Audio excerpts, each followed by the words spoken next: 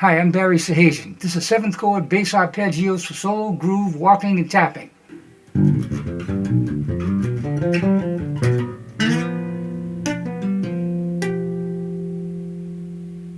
In this video, I'm using 3 shapes for arpeggios.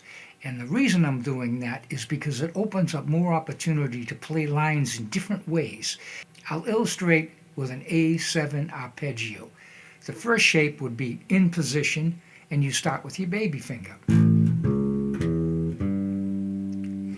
The second shape is the most common shape that most people learn at first, and it looks like this.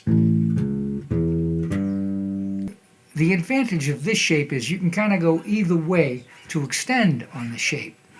The third shape, like that, extends the line going in the other direction. So you have all of these elements, and it allows you to play different types of lines. Some lines, if they go up too high and you start in the middle here, you have to jump and leap to another position. And if you use this shape, you're already halfway up the neck just playing the first arpeggio. I'd like to introduce a line right now. It's a little bit of an R&B type feel. Don't go away though. I have some jazz lines coming up. I have some tapping lines and some walking bass lines, all based on the 7th chord arpeggio.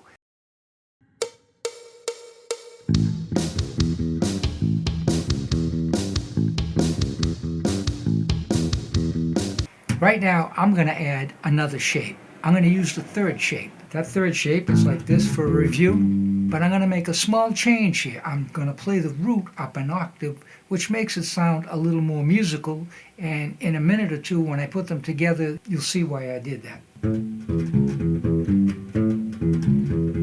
And by doing that, it stays in position. It wasn't in position before, like this, and I put the root up here. Now I'd like to put them both together to show you the difference one note can make. Now that sounds like a 2-bar phrase. You know, each one sounds different. It doesn't sound like I'm repeating the same arpeggio, but in the reality of it, I am.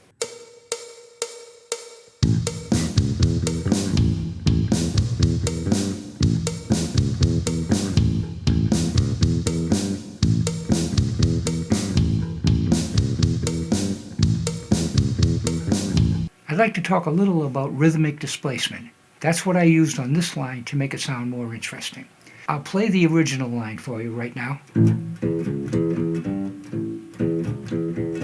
The first thing I did, I took the root, the A, on the first beat of the original line, and I moved it back a half of a beat to the upbeat of 4 on the embellished line.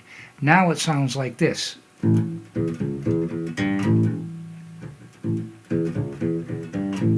Sounds a little more interesting.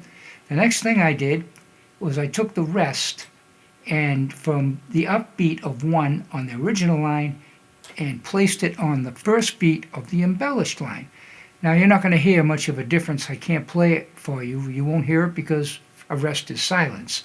You won't hear it until I put the next beat in. On beat 2 of the original line, there's an E there. Okay, what I did was I changed that note to a C and I moved it back a half beat. So now it sounds like this. On the second beat of the original line is an E. It is also an E down here as well.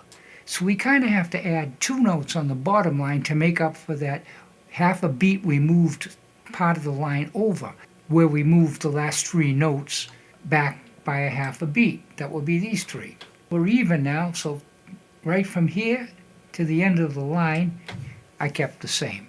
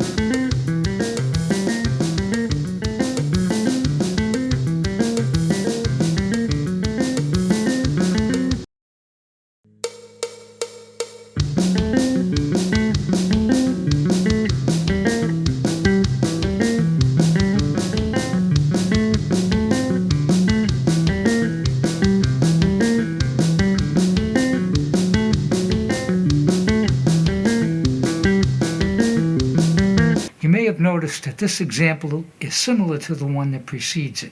And I'd like to talk about it a little so you won't get confused, and it introduces an important technique, I feel, that's worthy of discussion.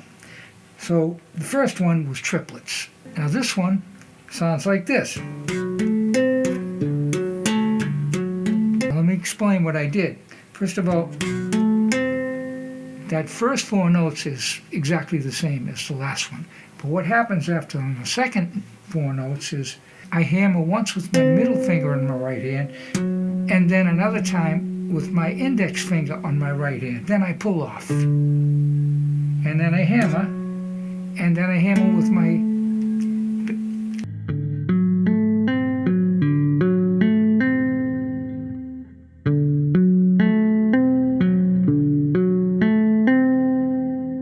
You can see how that opens up opportunities for other lines.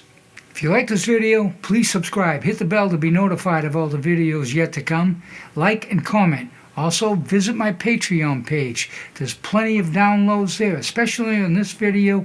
I put a lot of work into it, and I have a lot of play-alongs and notation, and you'd be giving me some support at the same time. Hope to see you again sometime. Thank you for stopping by.